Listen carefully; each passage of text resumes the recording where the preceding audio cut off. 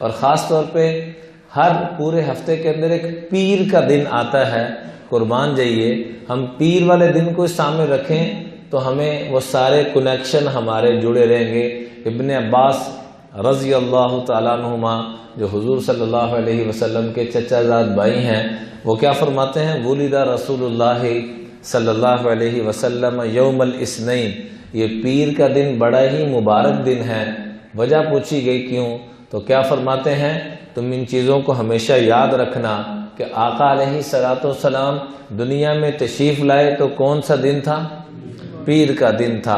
وَاسْتُنْبِيَ یوم الاثنین، نبوت ملی تو کون سا دن تھا؟ پیر کا دن تھا۔ وَخَرَجَ مُهَاجِرًا یوم الاثنین، ہجرت فرما کے جب نکلے مکہ مکرمہ سے تو کون سا دن تھا؟ پیر کا دن تھا۔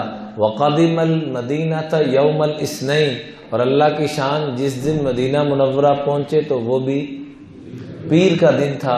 وَتُوفِّيَ یوم الاثنین، اور اللہ کی شان جب دنیا سے پردہ فرماتے ہیں تو کون سا دن؟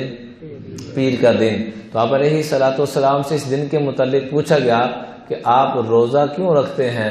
تو آپ نے فرمایا افلا اکون عبدا شکورا، کیا میں اللہ کا شکر گزار بندہ نہ بنوں کہ اللہ نے اس دن میں مجھے کتنی نسبتوں سے مالا مال فرمایا۔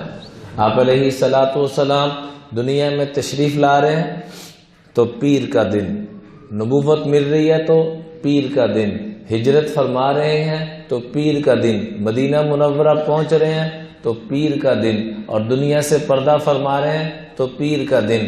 اور ایسے ہی پیدائش مبارک ہوتی ہے تو ربیع الاول، نبوت ملتی ہے تو ربیع الاول، مدینہ منورہ پہنچتے ہیں تو ربیع الاول، دنیا سے پردہ فرماتے ہیں تو ربیع الاول۔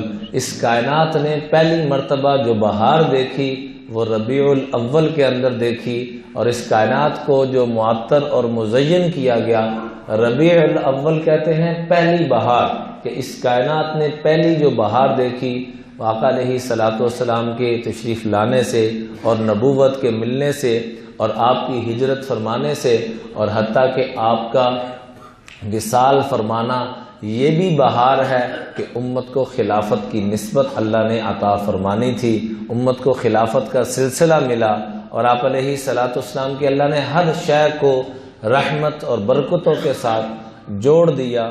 ویڈیو کے نیچے سبسکرائب کے بٹن پہ کلک کریں، بیل کے آئیکن پہ کلک کیجئے تاکہ ہر نئی ویڈیو کی نوٹیفیکیشن آپ کو مل جائے۔